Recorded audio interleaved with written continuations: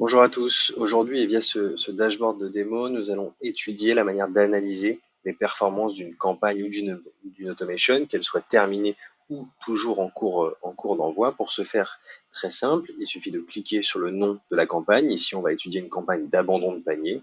On clique dessus, on va avoir une première page qui va être la review de la campagne qu'on a d'ores et déjà créée, et ensuite un second onglet Analytics qui va afficher les performances de cette campagne. Dans cet onglet Analytics, plusieurs informations qui vont vous être mises à disposition. La première qui va être la notion d'hunter, à savoir de combien de personnes ont déclenché l'event qui permet, en tout cas qui déclenche l'envoi de la campagne. Sent, le nombre de push qui ont été envoyés par batch. Bounced, le nombre d'erreurs potentielles. Ici, on peut voir qu'on n'en a pas eu dans le cadre de cette automation. Le nombre d'ouvertures en volume et le taux d'ouverture. Quand on descend encore un petit peu plus, on va retrouver le performance report. On voit que le nombre de cents et ici le nombre d'opt-in sont différents, tout simplement parce qu'on a essayé d'adresser des utilisateurs dans le cadre de notre ciblage. En revanche, ces derniers n'étaient pas opt-in, donc on n'a pas pu les contacter. En revanche, 45 300 utilisateurs ont pu être adressés via cette campagne.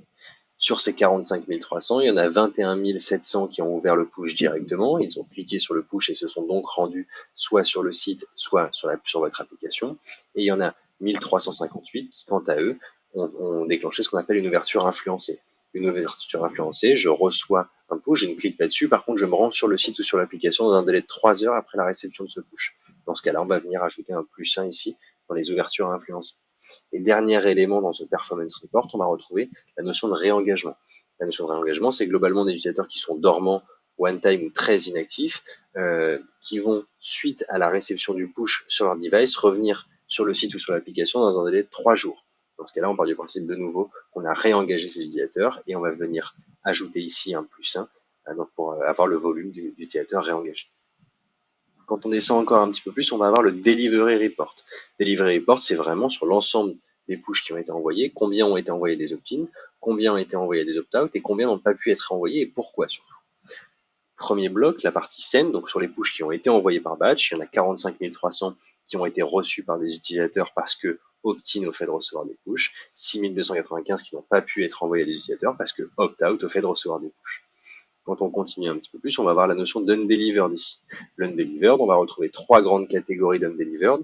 Skipped, skip tout simplement, c'est que la règle de capping que vous avez définie dans le dashboard de batch a été atteinte et donc on n'a pas pu, pour respecter vos règles de gestion de la pression marketing ou commerciale, on n'a pas pu adresser cet utilisateur, donc il y en a 235 dans le cadre de cette campagne qui n'ont pas été adressés. Uninstalls, tout simplement la personne n'a plus l'application sur son device, on n'a donc pas pu forcément lui envoyer de messages. Et errors, on va avoir plusieurs typologies d'erreurs qui seront expliquées quand il y en aura. Quand on descend encore un petit peu plus, ici on est dans le cadre d'une campagne trigger. Donc une campagne trigger, il y a forcément une user journée, parce que pour rentrer dans une campagne trigger, il faut déclencher un certain événement. Ce qu'on peut voir ici, c'est qu'il y a en total 58 300 personnes qui ont déclenché l'événement. Donc dans le cadre de cette campagne de relance panier abandonné, l'événement ajout panier.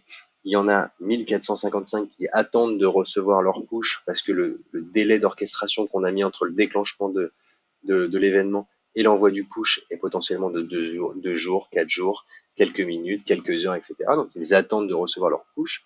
Il y en a 51 600 à qui on a envoyé des pushs, on a pu le voir plus haut, et il y en a 5490 qui n'ont pas reçu le push, qui ont été sortis du trigger, tout simplement parce que les événements d'annulation, par exemple dans le cadre d'une campagne de relance panier abandonné, on pourrait avoir le fait d'avoir réalisé un achat ou d'avoir vidé son panier ont été déclenchés, et dans ce cas-là, Batch a automatiquement annulé l'envoi du push. Pour finir sur cette partie analyse des performances, on va retrouver ici l'historique avec 3 grands KPI qu'on va pouvoir suivre jour après jour et un date picker qui nous permet de choisir la période à observer avec le nombre de push envoyés des utilisateurs opt-in, le nombre d'ouvertures directes et le nombre d'ouvertures influencées. Voilà pour cette analyse de campagne de push trigger.